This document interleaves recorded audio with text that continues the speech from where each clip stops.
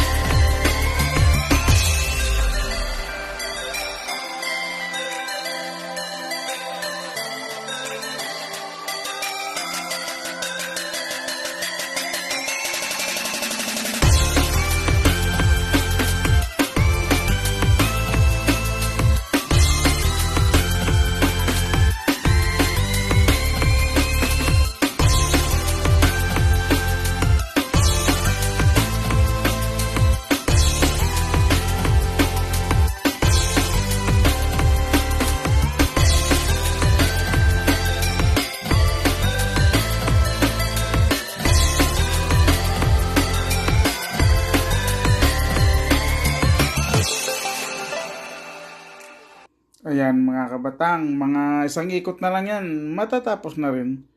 Kaysa naman maghintay tayo sa module cutter, wala namang module cutter si boss, di fly cutter na lang. Isang ikot na lang mga kabatang, pahintayin-hintayin nyo na lang at matatapos na rin tayo.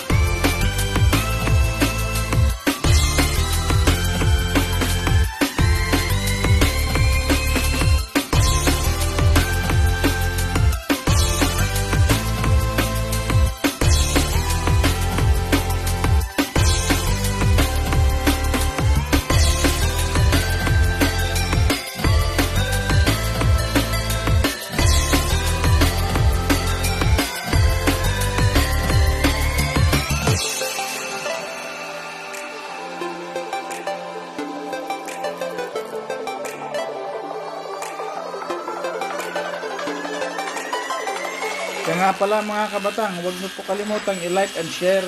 At pindutin niyo na rin yung subscribe button at pati na rin yung notification bell para updated kayo sa mga bago kong video. Thank you!